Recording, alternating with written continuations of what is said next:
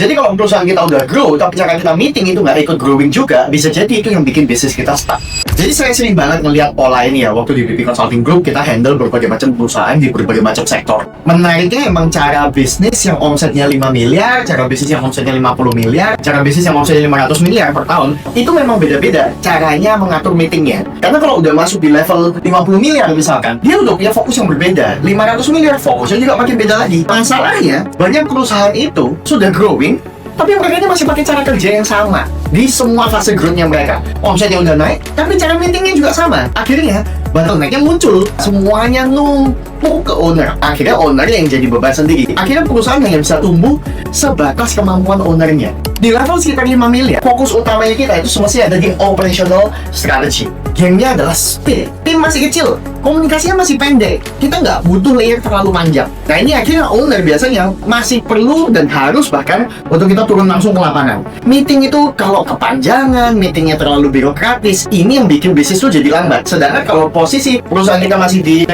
miliar per tahun omsetnya, itu nggak boleh pakai cara kayak begitu. Karena nomor satu yang harus diutamakan adalah apa? Kita ngutamain yang namanya speed. Jadi yang dibutuhin di fase ini adalah cepat. Bukan sistem yang perfect, tapi speednya, kecepatannya yang paling penting. Bisnis harus bisa lincah, bisnis harus bisa agresif di level 5 miliar per tahun. Nah kita sekarang ke posisi kalau misalkan kita ngomong bisnisnya udah mulai naik ke sekitar 50M per tahun. Kimia ini berubah, semuanya berubah. Fokusnya kita sekarang mulai masuk, pindah kita ke yang namanya bisnis strategy. Karena kompleksitasnya ini mulai naik sekarang ya.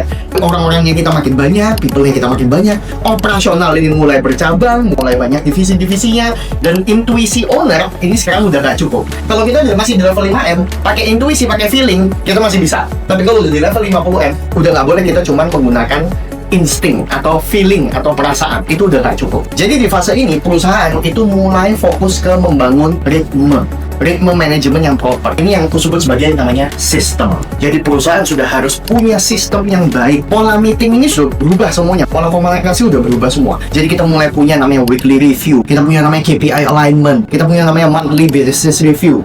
Kita punya quarterly planning, kita punya annual planning. Prosesnya semuanya sudah berubah. Leader-leadernya kita itu nggak boleh cuma fokus kerjaannya beres atau nggak bisa. Kita harus bisa pastiin semua divisi ini bisa bergerak ke arah yang sama dan bisa scalable.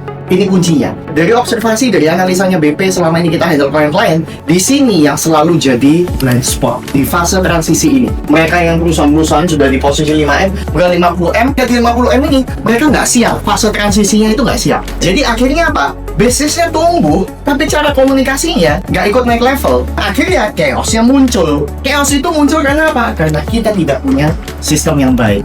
Ini yang harusnya menjadi fokusnya owner. Kalau misalkan, oke ini udah unlock nih, operation strategy saya udah beres fokusnya. Business strategy saya juga udah berhasil bisa create system. Sehingga saya meeting-meeting lebih banyak pembahasannya ke business strategy daripada strategi operasionalnya. Naik lagi nih kita sekarang ke posisi 500 miliar per tahun. Fokusnya sudah berubah lagi. Kita ngomongin corporate strategy. Meeting di level ini itu udah jarang banget bahas tugas harian, teknikal itu udah jarang banget. Yang dibahas ketika meeting itu apa? Arahnya company kita mau bawa kemana? Culture nih yang mau kita bangun di perusahaan kita itu seperti apa? Rencana untuk ekspansi itu bagaimana?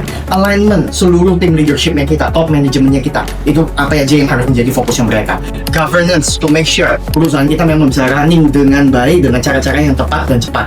Lalu decision lebih banyak ke investasi. Kita mau taruh capex berapa sini, kita harus investasi kemana, mana yang harus kita akuisisi dan lain sebagainya. Sampai ke rencana untuk long term sustainability. Fokusnya udah semakin berubah karena kita mengatakan fokus kita pada corporate strategy. Sehingga goal akhirnya adalah kita bisa scale up perusahaan kita, scalability. Ini fokusnya di sini. Di titik ini tugasnya leader-leader itu bukan jadi problem solver utama sebetulnya, tapi dia jadi penjaga arahnya, arsiteknya lah untuk masa depan perusahaan kita itu mau dibawa kemana.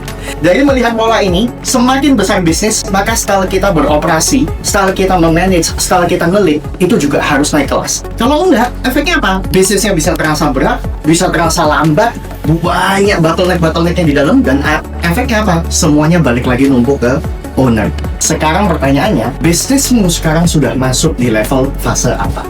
Jangan-jangan omsetnya sudah tinggi, tapi gagal naik kelasnya bukan karena faktor eksternal.